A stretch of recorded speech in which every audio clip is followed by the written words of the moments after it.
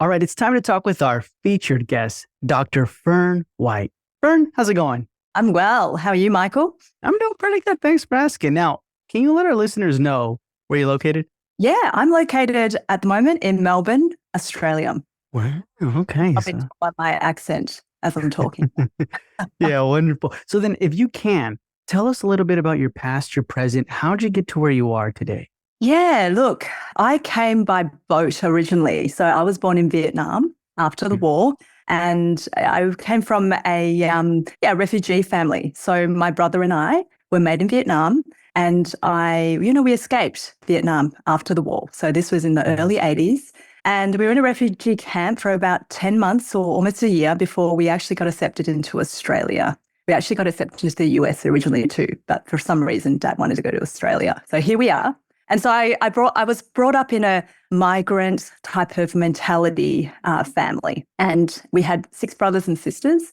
And my dad, well, he worked hard, around the clock. We settled in a very rural part of Australia back in the 80s, and yeah, my dad, he worked so hard to raise us, and they were in the clothing industry doing a lot of seamstressing, and the kids had to come in and help sew some clothes and help them out. That was me growing up in my past. And I remember back then, Dad was always giving us a lot of his life lessons. We were stuck there the whole time with him. So he would just be going, you need to make something of yourself in this world. You need to be a doctor, dentist, or lawyer, and that's it. And that's what you've got to aim to. Study hard, have no life, and become successful. You've always got to be the boss, because he never was the boss in his mind, right? So I grew up with this thought process that in order to be successful, I needed to be a doctor, dentist, or lawyer. And so funny, when I was growing up in the 80s, I remember I'm the oldest girl, so second oldest of six kids. I would be in charge for some reason of pulling out my brothers and sisters' teeth. So I was only about maybe 10 to 12 at that age. It was so bizarre. And I'll tell you why. It was because I was a little bit of a wuss back then, and we had no money to go to the dentist. As soon as we had wobbly teeth, my dad would actually start to pull them out. And you can imagine, putting that floss around the tooth, and sometimes it's not being yanked out in one go. So Yeah. I developed a bit of a complex back then, and I didn't ever tell him that I had a loose tooth. I just took mine out myself, my baby teeth, that is.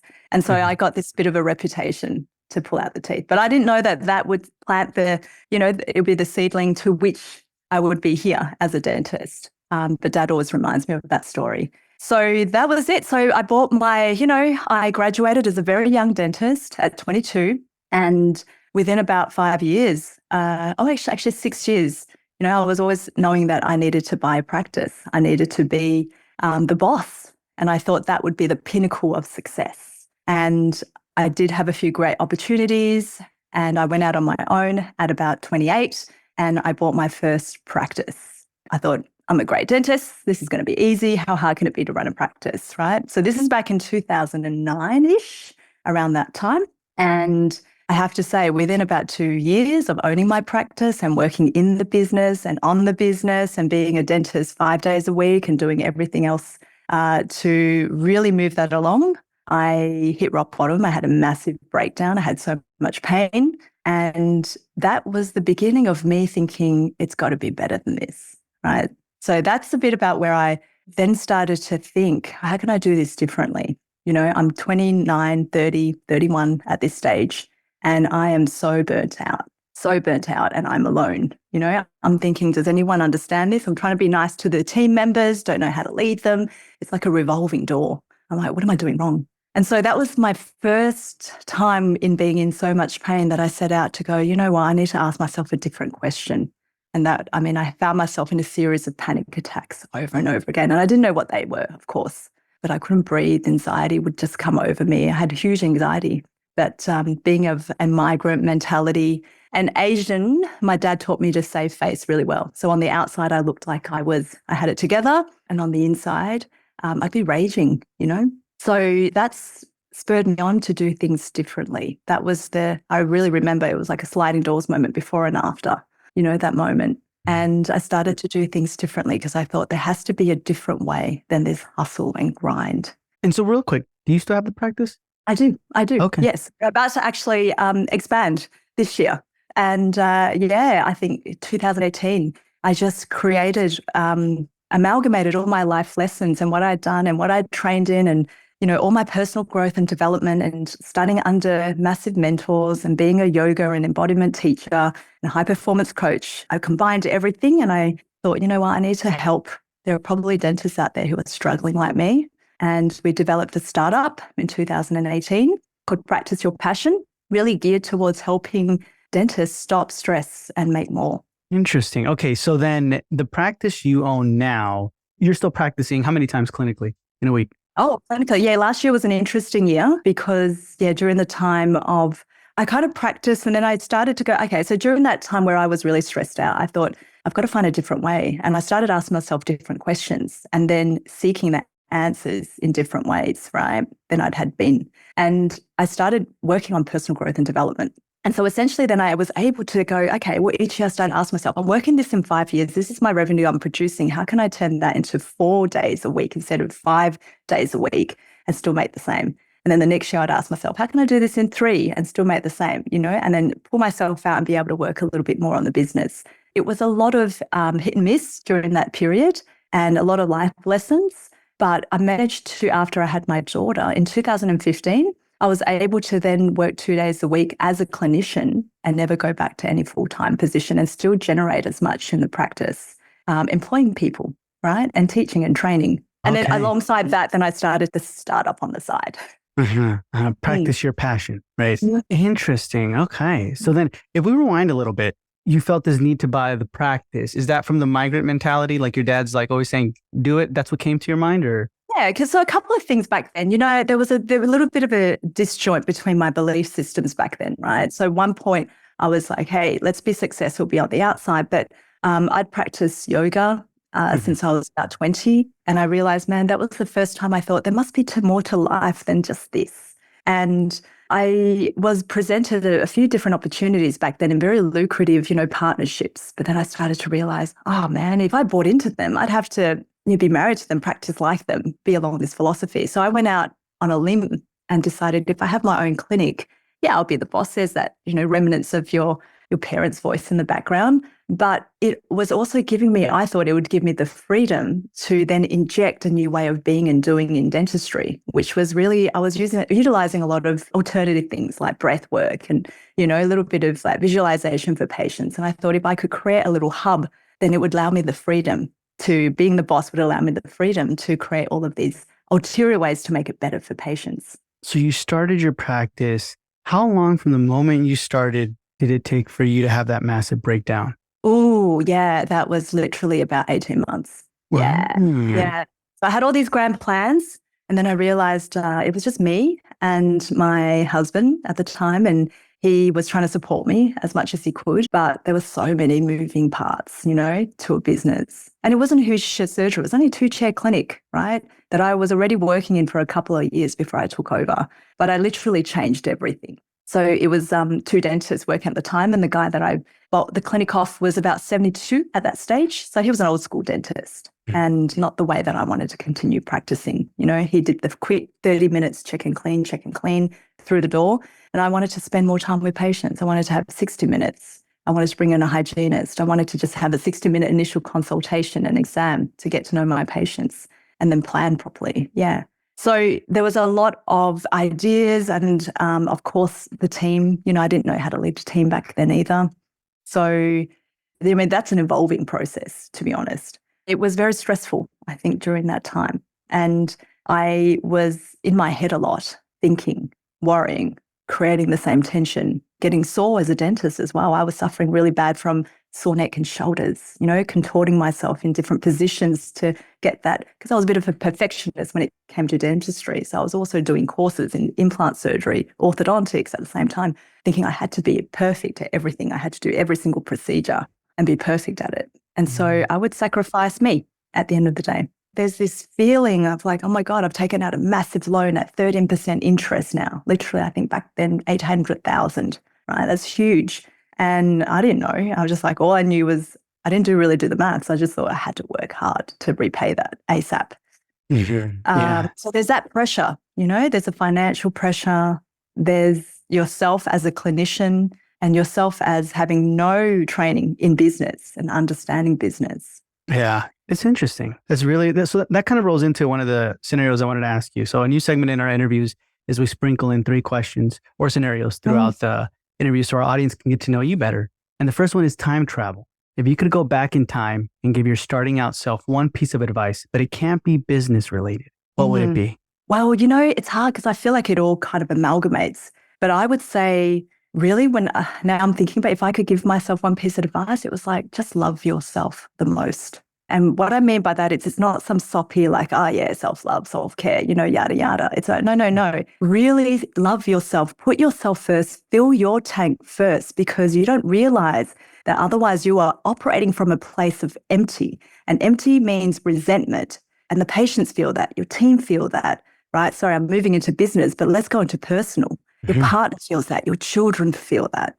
And especially women that I coach, as mums, we feel selfish if we put ourselves first. We infuse a little bit of time in the morning. So then we're catching, we're trying to play catch up all day and we're running at a million miles an hour. And what you don't realize is, I love this saying, right? I call it, a healthy woman has 1,000 wishes. A sick woman only has one. And we take that for granted, our health. And we forget to do the things that not only make our body amazing and vibrant, because this is the vessel that you get to hold on for your whole life, right? And we're hoping, and we don't realize that in our youth, we think that we're invincible. We think we're just going to keep going, and we can. But as you get older and older and you get aches and pains that are irreversible, some of them, I had to really stop dentistry at some stage because I had degeneration in my back and collapsed discs and all sorts of stuff. But just listen to your body. It will give you the signs. The body has this incredible wisdom you need to listen to. So when I say love yourself most, I say infuse yourself, grow yourself, give yourself a little bit of time in the morning to get started just for you so that then as you progress through the day, you can then give because we give so much as dentists, right? We're giving to our patients, we're giving to our team, we're giving to our family, and we forget to give to ourselves. Yeah, no, And that's super good. so if I go back to that young Fern at 29 and I look back and I had to say, really honestly, love yourself the most before your partner, before your kids, before your patients, before your team. Really honor yourself, feed yourself amazing food to fuel you. Don't skimp, just do exercise that brings you joy, like find a way to do that. And the biggest thing is get rid of that critical voice in your head that is always telling you that you're not enough. Got a choker and a cheerleader voice is what I say. Dial up that cheerleader voice and realize that, you're enough just the way that you are and you'll find the skills, you're smart.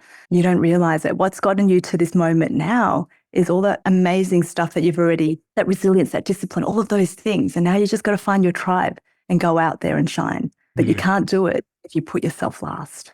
You're going to just give from a place of anguish, right? And that's how I was feeling, really tighten up.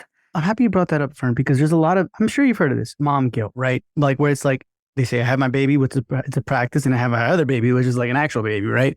And then they're trying to balance both. But at the same time, you said you have a cheerleader voice and a choker voice. The choker voice still exists. Although you want to turn up the cheerleader, how do Well, it's we? a good question, Michael. So we're born with these belief systems that are embedded to us, right? And it usually comes from our generational belief system. So Mhm. whatever birth lottery you were born into, that's it. That's like what makes you up. And as children, we believe everything around us to be true. What our parents are telling us, what our caregivers are telling us, and we're not able to make our own mind. And, as children, we come into the world simply just full of potential, full of love until that gets stifled out of us, right? And so as we move through life, we develop these voices in our head. And that's what I always call the choker cheerleader. And a lot of that choking voice is not even your own voice. It could be your dad's voice. It could be your mum's voice. It could be the bully at school voice, right? But we have inherent in us this negative bias where we're constantly scanning to protect ourselves because we're scared. We're scared that if we're scared that we get hurt. And it's something that's helped us survive, right? We're looking out for threats, but threats that actually can kill us. That's the amygdala. That's what it's used for.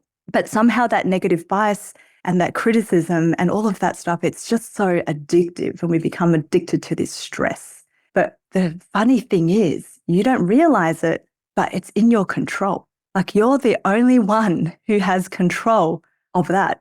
And until we sit back and we realize, oh my God, and it's usually through some big crisis that this happens, right? If we're plodding along, we're enjoying our life, not much comes to play. But when you go through a crisis like what I did, and I just thought, oh my God, there has to be a different way. And all of a sudden, and also one of the biggest practices is meditation. Now we can talk about meditation, not that sitting type of meditation. There's so many different forms now, but it's the ability to just sit and take back control of your thoughts in that split second of being able to just even see that thought comes up, that critical voice, and just name it. It's that choker. Just name it and make it comical. In that split second, you are changing the thought pattern or the beliefs, like that whole groove that starts to go off, right? You actually start to go, boom, I'm giving myself a little space now between the trigger and reacting. And in that space, you take back control. Because often we just have a trigger and we react and we think that it's out of our control, but it isn't. And that's where you do the work on loving yourself. Because when you can do that and you can actually start to go, critical voice, and it's always going to be around. It's always there. It's always there. But as long as you look at it, actually like not, chastising and, criticizing the critical voice. But if you can look at it and go, you know what, I get you. You're just helping me. Thanks. But I got this, right? And you've got this little other voice that you can create. Because here's the thing. What's the use about worrying about something when it's not even real? And then our body reacts as if that worry thought is already happening. It doesn't know the difference between what's real and what's perceived. So we start worrying about patients dropping out. We start worrying about, oh my God, the news, it's saying that everyone's, financial crisis, yada, yada. And all of a sudden our bodies are contracting and feeling like that's already here right now. But the funny thing is we have the absolute choice to also go, wow, well, why do we subscribe to that when we could actually subscribe to the cheerleader voice? And that's in our control, and dial that up. And actually like, hey, let's just think, yeah, that's happening, but there's abundance in the world. There's better ways to be. My name, that will fill up. It'll be fine. Oh, that staff member is leaving today. That's fine. You know what? I can't help her grow anymore. What's going to happen is someone amazing is going to be waiting there, and I'm trusting that's going to happen, right? So if we can say this as if we were talking to our babies, what would you say to your daughter or your son when they go through hardship? Speak in that same mannerism. That's it. So the more you do this, then it becomes a habit that you can't undo by the time you keep doing it. What do they say? Like 60 days now for a habit to be installed?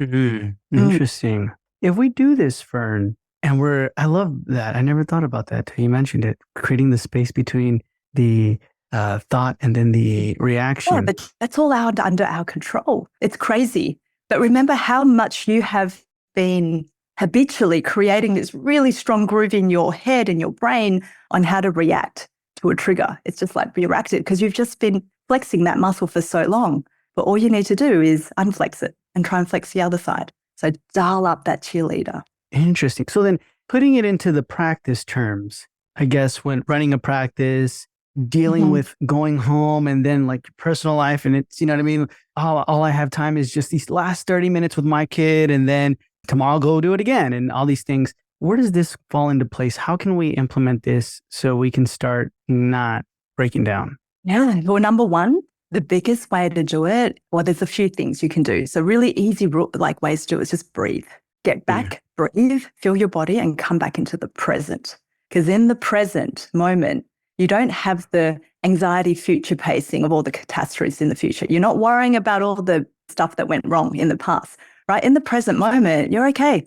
And in that present moment, if you can go back to breathing and getting your fight flight center back, getting your frontal cortex back online, you can think rationally. Things aren't as bad. But when you're in this fight flight, everything is way, way, way, way, way worse. And, projected consequences, so bad. Easy tools is breathe, come back into the breath, breathe. And this is where it's really good to tell your patients to do the same, right? Just 5 deep breaths, nothing fancy, nothing Wim Hofish is needed. Just breathe, right? We get back into our breath, but then we just center ourselves and give yourself that time, and then just be present. Go, okay, right now I'm here. Watch your flooded system eliminate and come back. When you're flooded, you shouldn't be really doing anything because you make stupid mistakes when you're flooded. You know what I'm saying, Michael? That fight-flight reflex, right? When your kid's tantruming, like you just got to let them tantrum because you can't talk to your kid at that point. Everything's like on high alert. So that's the same way that we get when we're flooded. Nothing seeps in. So then it's also about setting intention, like getting intentional versus getting reactive to the day, right? So one of the big things that I always say, and I do myself, is I set up and I get up a little bit earlier for a little bit of me time right in the moment. And I get to celebrate that me time. That's one win for me already, right? Right at the start of the day. So get up half an hour early before the kids and just make that your time. So what I do is I just sit, I have some water first as my morning ritual.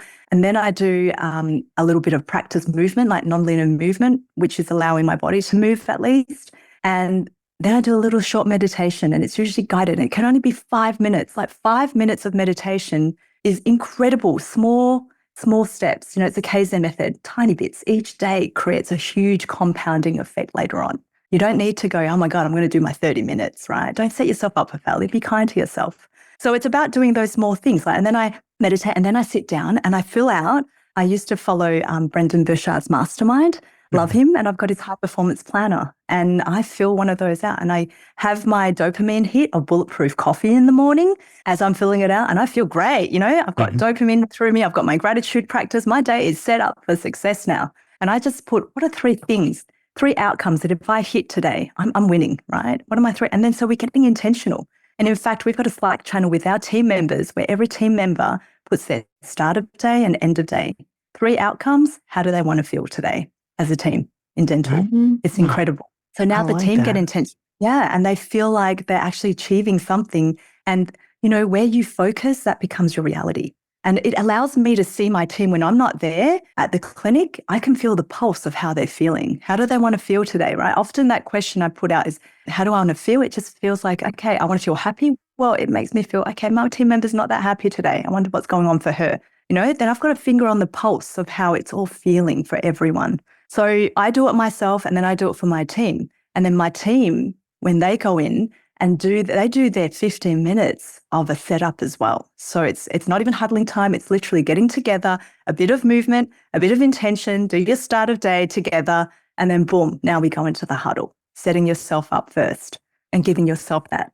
Yeah, so it's just the small little things, right? Getting intentional. Resetting yourself. Every time you have something massive happen, go back into the room, breathe, move your body, get that energy flowing through again, and reset. That's so interesting. So the Slack channel is with your whole team. And then in the morning, they say the 3 things that they would love to feel or do or how they want to feel. And then at the end of the day, it's a start of day, end of day. So the 3 things at the start, just their 3 outcomes. So for instance, my dentist can say, hey, my number 1, I'm going to help convert this patient today. And it's hard to get them to subscribe, right? So what you've got to do is hold them to a vision and say, hey, you're not doing this for me. You're doing this for you. You're going to get intentional, and you give them the big why, like what I told you behind it, right? And I say, the more precise, the more you give, and they're getting paid to do this too, by the way, in their start of days at the work time, right? And it works a trick, because the girls who don't do it, sometimes some team members drop. And I'm like, okay, cool. The ones who are dropping, you're just going to start to go, okay, hey, what's going on for you? Let's just a simple nudge. But if the more intentional you get, so say, for instance, my dentist, I need to convert so-and-so today. They've had a consultation and they put their name down. I know that they're honing in on their books and getting really particular. Some team members who just write, I just want to run on time and this and that, right? I know that they're not that engaged. So already I know who I need to pop in and connect with a little bit to help them get motivated again. So it works in so many different directions. I want to feel, at the end of the day, the feeling is important, because then I know how they're feeling. At the end of the day, if they write, yeah, I did these 3 things, I hit these 3 things, but I am completely exhausted, I know that, okay, cool. Let's see if we can support her as a team. The team get to see each other as well and support each other along the journey as well. So it's really incredible, and it's hard to implement, but once you get there, it pays dividends for the day. Yeah, it's like building the culture. You know what I mean? Starting to realize, connect one-on-one with teams. Other team members are connecting one-on-one with them. Interesting. Good team building. Okay. So our next scenario is the unsend button. So if you had the unsend button for any decision you made in your life or business, what moment would you use it on and why? There is an unsend button. That it was an unsend experience. And I have to say, I've gone through a couple of rocky times in my life, and the COVID time was pretty rocky as well during that time. Finding myself again, I'm sure you guys all out there are finding yourselves in some way or form. And it was an experience where I actually had an amazing team member. But at the time, I was probably a lousy boss because of my own personal stuff that was going on in the background. I look back now and I think to myself, wow, I had a team member there who was there with me for a couple of years doing everything for me. And I was so absorbed in my stuff that I didn't really give her the acknowledgement that she needed. I probably could have paid her more. I probably could have expressed much more gratitude, spent more time with her in that time. And I just thought she was going to always be there, right? When she resigned, I just thought, oh my God, it's only when you lose something that you realize how important they are. So it started me thinking, that's if I'm going to think about one key player, and we all have key players in our life, that the one that got away that we could have been better for, whether it be in relationship or whether it be in our team. She's definitely the one who got away. I've really, if anything, I wish I had turned back time and been a better leader at that time for her. And it made me start to realize, as much as we have issues with our team members, they're there to support our business and our growth. And we have to remember that. Without them, we could not do the thing that we need to do. And if there is issues with our team members, and this is what I've learned over the years, we've got to accept that we hired them. We probably didn't onboard properly. We didn't hire properly. We didn't give them their proper outcomes. We didn't do their performance review. We've all been guilty of doing that. And therefore, we didn't set them up for success. And therefore, the blame really is on us. So I look at that and instead of getting resentful, because if you talk to a lot of people, Michael, they'll probably go, oh my God, it's a team. And I was like that too. I'm taking it on the chin and I'm thinking, no, I could be a better leader. And it's always about the boss. It's always from the top down, right? How your team are. Interesting. So did she just resign out of left field at that moment? Looking back, were you like, oh my God, this is so random. Why? Yeah, look, she went through a few personal issues as well. And I think she was too nice to really give me the reality of what it was. And I appreciate people being candid and honest. It's really hard. You've got and I was always a people pleaser in the back too, and being nice to everyone. But then I'd sugar candy things, right? So it wasn't clear.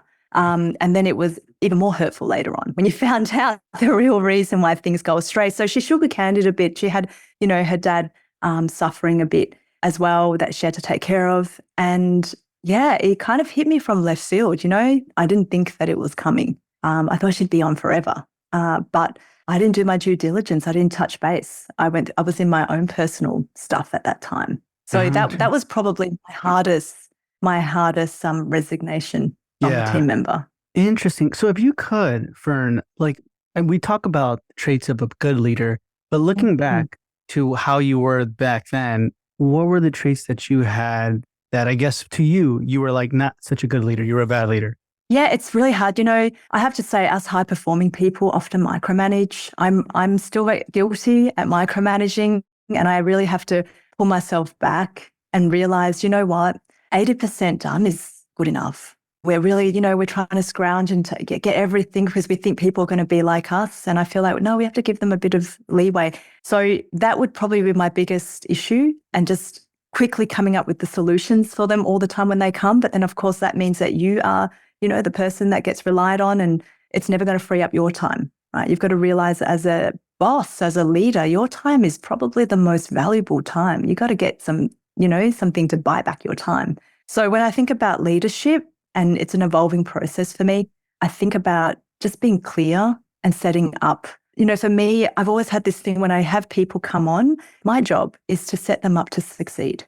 Anyone who comes on, if they want to grow, if they want to align with my values, which are growth, health, integrity, connection, I've got to be there. I've got to be the one to help them, and often I used to always delegate and give it to the manager to do, but sometimes it gets diluted and diluted and diluted, causes friction. So I think sometimes me going back there and being in the trenches with the team is a good thing, and calling up patients and seeing what they have to deal with and all of those things is really good as a leader, to go back and really be on the forefront, on the front end and see what's really going on.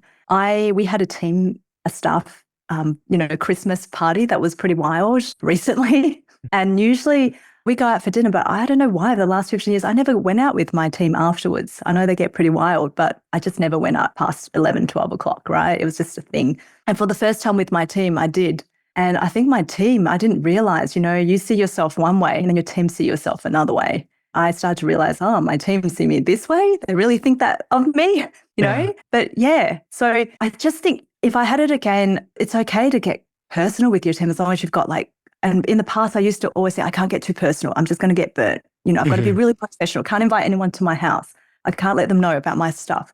But the problem is if you don't allow that vulnerability as well, the team think that, you know, you're a workhorse. You know, you can sustain everything. So yeah, pick the right team members. But I feel like, yeah, especially this year for me, it's a time of getting more vulnerable, be open, more friendly with the team, but still having boundaries and outcomes so that the team know, and having regular check-ins with them. Super important. So then where's the boundary for this? Because I feel like there's some times where you can be friendly or open or vulnerable with your team, but then they become like your best friend. And then you're like, oh, now I have an employee. And then I know, and it's so hard. I think one of the things that Brené Brown says it really well, you know, clear is kind. So check in, be really clear and direct. And I think one of the things that I'm learning with team members is, yeah, check in with them, feel the pulse. It's one of my coaches used to tell me back in the days, it's more important to be respected than liked. And I used to stick to that, like, you know, really iron fist, need to be respected. I think I've sort of changed. Like, I like being liked by my team members as well. But I think within that conversation, it's just sitting there and setting up I think it's when you set up expectations right from the start, really clear, have it in writing about which way, and then follow it up and have tangible outcomes, not just hypothetical, how do you feel outcomes? And they're really hard, you know, simplify it. This is what I've been doing last year when we launched this new way of doing dental, which was sensational.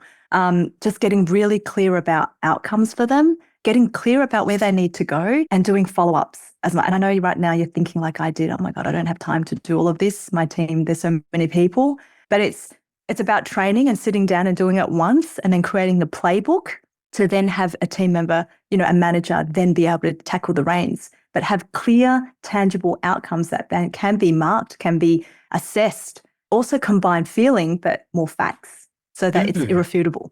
Can you give us some examples of that, like the tangible outcomes? Yeah. So a couple of things I'm working on, right? Because I used to really dislike business, and I used to think I can't be bothered. I used to give all that business side to other people to do and not realize that they probably weren't doing a good job. And I was just like with marketing, Michael, just give it over to this marketing company and then they're just doing the marketing for you and you have no idea, right? So I feel like as a leader in the business, if you want to be a good leader, and this is my lesson, you've got to actually understand every single position. You don't necessarily have to do it, but you need to understand the outcomes of what's going on, right? So a couple of things. So for dentists, I'm thinking to myself, man, we could have 100 different KPIs here, but what's really the important one, right? What are the 5 things? Otherwise, my dentists are not going to understand what's required of them.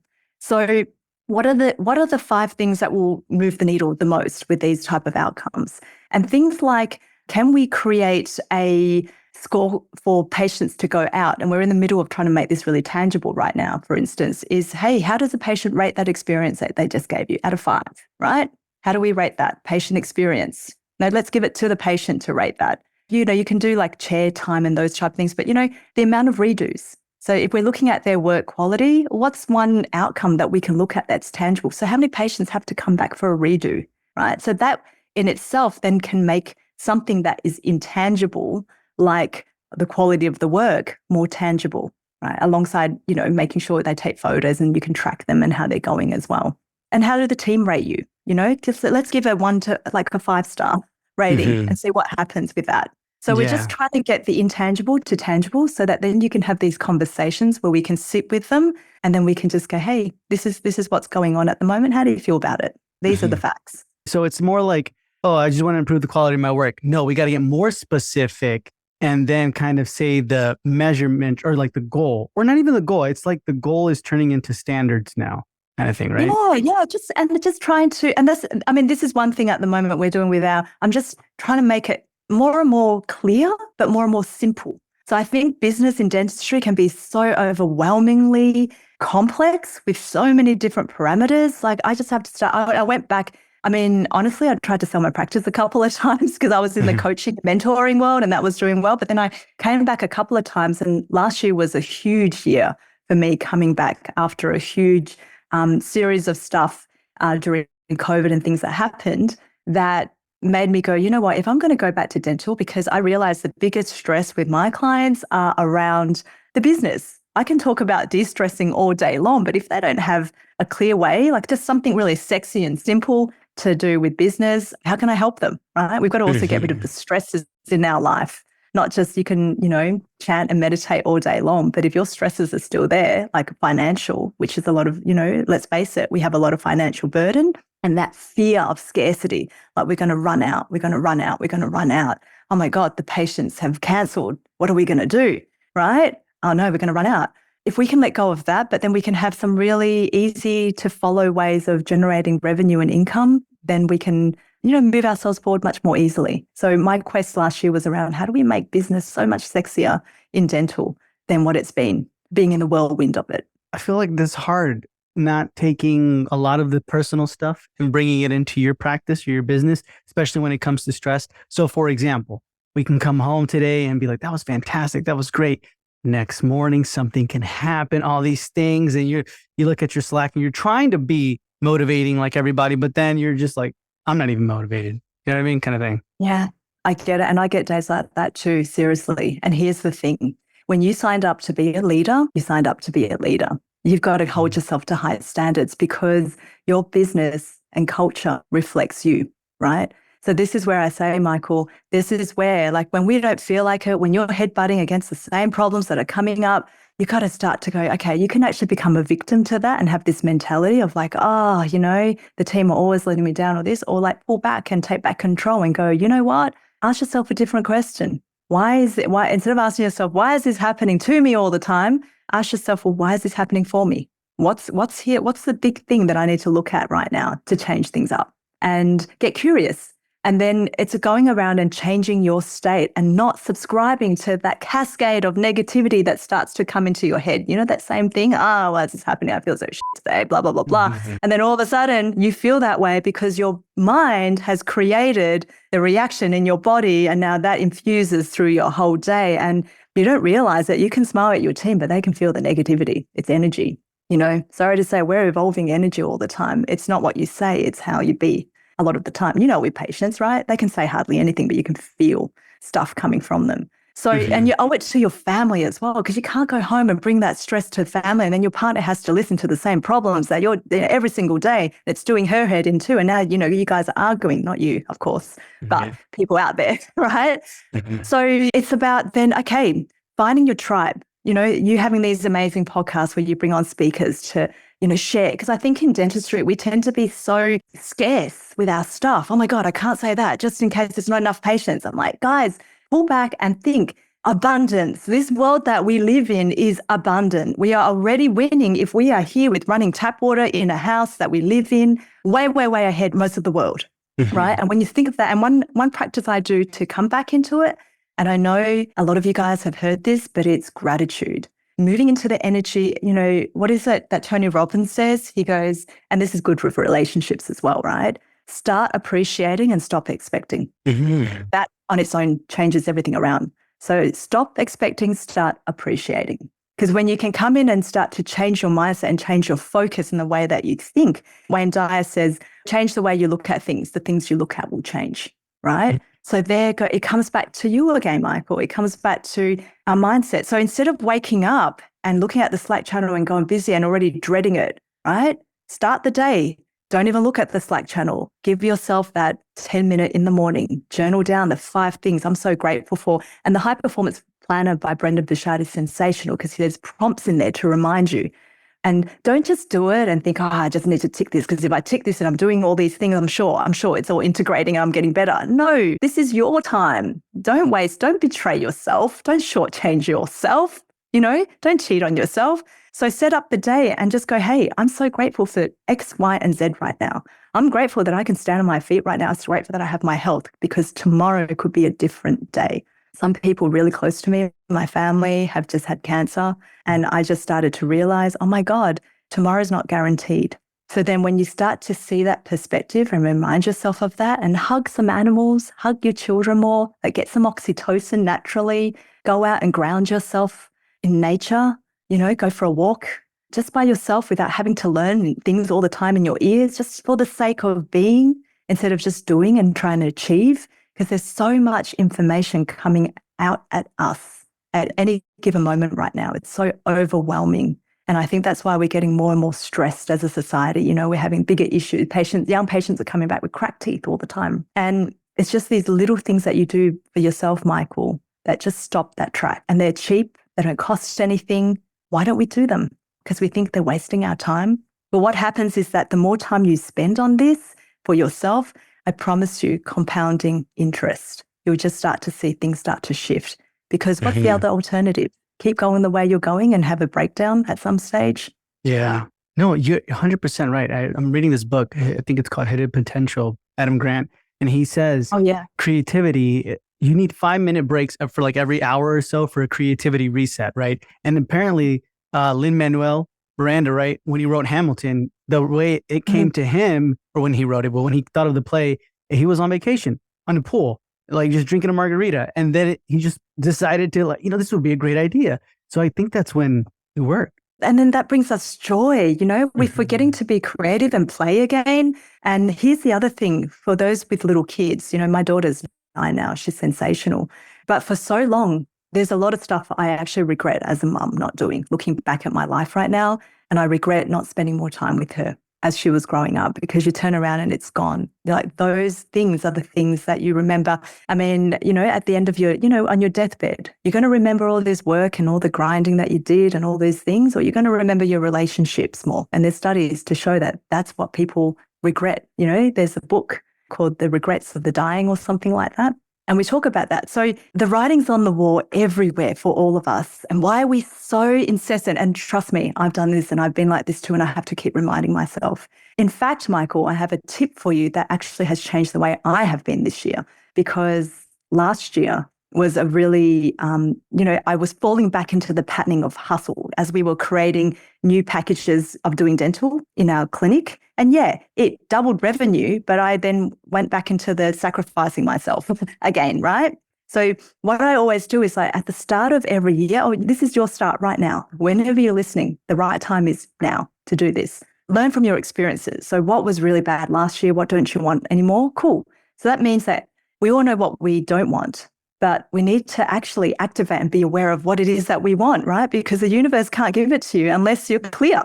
This is so powerful. I sat down and thought, what 3 words am I calling for myself this year? What 3 words am I actually going to commit to myself this year? And I'm going to every day remind myself, and I even have it on my phone, and at 5 o'clock in the morning, these 3 words come up. What 3 words am I living into this year? And you can, if you can't find 3 words, take 1, but take 3, because the genie will grant you 3.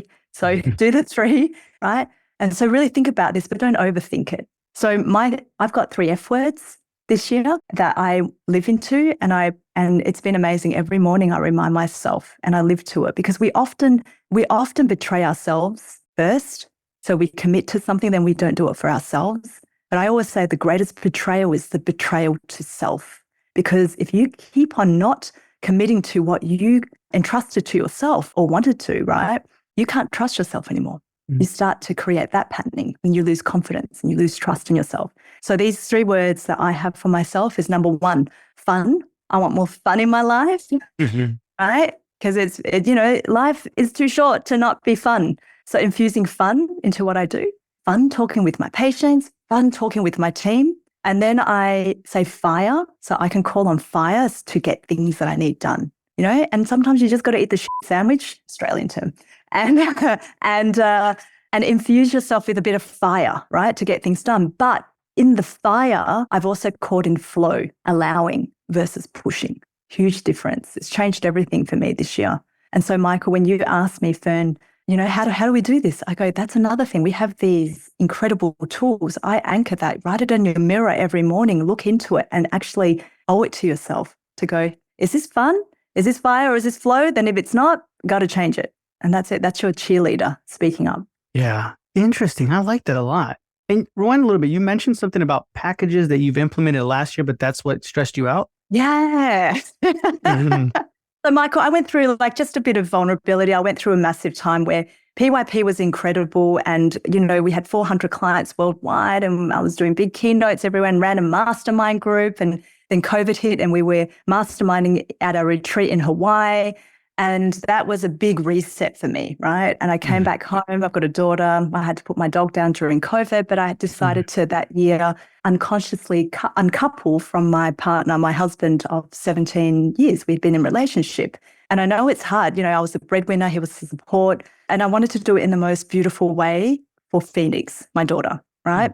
But it was also a dismantling of everything I know, because I had this company and it was like, practice your passion. And I was sitting there going, we're just really good mates. We've known each other since our early 20s. How do we do this? So I had to dismantle, that and redo everything on my own. And, technology used to scare me, business used to scare me, all of those things. So really, I was kind of like just chugging along, fighting myself for a couple of years before I started coaching and mentoring again. I didn't feel full of integrity to do that.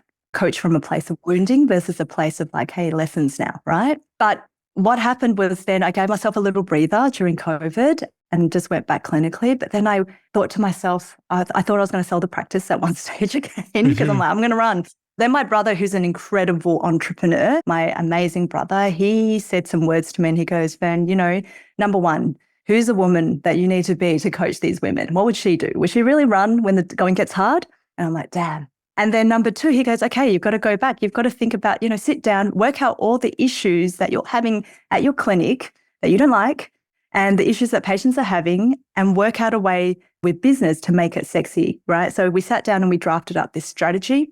And I started to think, okay, what makes us stress as practitioners, right? What is it? Patients falling out, patients not committing, us doing 100 different things and not doing anything really, really well. Like we're a jack of all trades, master of none. What do we really want to do? We probably all really secretly want to do beautiful aesthetic work and change people's lives, not just aesthetics, but reconstructions. And really, we love those patients where we are able to actually change them, right? Versus the, drill and fill type of patients.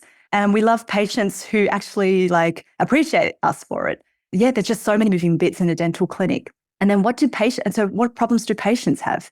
Well, patients have a problem where they don't understand why they're getting what they're doing. They get burnout because it seems like every time they come, they have something there. They think it's too expensive. They don't have enough time to do it. Okay, cool. So if I put all this together and I think about my coaching business, and Michael, you'd have the same thing with a startup, right? As we move through courses, as we move through, literally we had 3 offerings in my coaching business. We've got the flagship program. We've got the second one, which is flagship with the coaching. And then we've got the mastermind, big one, right? Where you get to spend a year-long mastermind with us. So how do I translate that, which I know really well, with marketing into dentistry? It was a bit of a gamble. But I went back and I thought, how about we just design gold, silver, bronze packages for patients? Instead of trying to do 100 different things, just sit down and take them through a funnel. And I sat down and just spent a lot more time with them at the front end, right? Sitting down, making it super simple. So instead of going through all the item numbers, just going, here's my iPad, here's your picture, investing in photography. There are some tools that you want to invest in, and photography is one of them, right? Get really clear. I sketch it up on my iPad and show them and teach them. And some of these teaching and sessions would take 90 minutes sometimes. And there's no cost for that at the start with my patients, right? So we're losing on the front end to build value and trust. And then we're able then to create packages that show, just bundle and make it super simple. Here's X amount of fillings. Here's X amount of onlays that you need. Here's the veneers. Let's bundle all together from A to Z. This is what your journey looks like. Super simple. Make it so simple for them, because dental jargon's so confusing. And then at the end, this is your price. And here we can discount it this much if you pay up front, or this. And we actually just nurture them through. And at the start, we did some internal launches and we did huge, we discounted to take them through a beta testing of this. And yeah, there was so much response, because for the first time, I never really hardly discounted at the practice, right? So this was uncommon. And patients loved this because it got super clear. They knew how much they were going to get. They knew the packages that were there for them. And the team realized, now we know from a business perspective, if I want to generate X amount, like 2 million, how many 20K packages do I have to send? To do a year, you have to do 100. So reverse engineer that. How many a week do you have to do? And now you're doing 3 packages a week now that you know. So it's super simple. Yeah. I know. So Interesting. we're just, yeah. So it was a really good way of doing it, but sitting down and teach. And it was all about building relationships and spending the time. And these were some of my patients who I'd seen for 15 years, and I didn't even know half of what was going on in their life until I had these consultations with them. Yeah. No, that's brilliant. That's awesome. I love that. And so lastly, one of the scenarios I wanted to ask you is guilty pleasure. What's one guilty pleasure you indulge in after a long day of work that you think everyone should try at least once? Oh, yeah. So you're ready for this? Okay. So I've actually I've kind of combined two guilty pleasures into one. And one of the things, and I don't know where you are, Michael, but I feel everyone needs to go out, find a spot of sun somewhere during the day and get butt naked and lie in that sun and soak up that vitamin D, because just a little bit, like 10 minutes, 15 minutes of that. And what I also do is I usually have a cup of tea and I have, and, you know, make sure it's confidential and the neighbors can't see you and it's private, of course. You know, I'm not endorsing anything else. But what I do is, I just actually there and I just have a little bit of quiet time and thinking time and enjoy I used to love Snickers until I stopped eating like Snickers, right? You guys have Snickers over there? Yeah. Like Mars bars? Yeah. And then I found this amazing one. I've actually got it here, like this thing that was made. It's a really expensive Snickers bars. It's probably like worth 6 Snickers bars in this tiny little thing. But just find something, like it's an 80-20 rule. And that's made out of like cacao and all these organic ingredients, which is awesome. But yeah, just get some vitamin D in you. It makes you feel amazing. You get your serotonin, you get all of like your hormonal balancing. Immunity goes through the roof. You know, the sun is the natural like infrared sauna. It's just straight there into your skin and it revitalizes you. So where you can, you know, get your vitamin D naturally and step outside and get some fresh air. So vitamin D and Snickers? Oh yeah, don't like the Snickers thing is, I mean, get something that's good for you, like organic, but enjoy a guilty pleasure from time to time. It's okay. If you want to buy a hack, have some apple cider vinegar before this to metabolize it. Then you won't get the glucose drop. But got you. No, I like that. I love that. Awesome. So, Fern, if anyone has any questions, concerns, or they want to know about Practice Your Passion, where can they go? Yeah, so jump onto my website, www.drfern.co, or jump onto the Insta, Dr. Fern White. Guys, if you're listening and you're struggling, you don't have to buy my courses or anything. If you just need to reach out for some advice, feel free, you know, reach out. I'm so happy to help. Because I know you, I know the journey. Reach out because you are not alone. Yeah. Thank you so much, Fern. So thank you so much for being with us. It's been a pleasure and we'll hear from you soon. Thanks, Michael.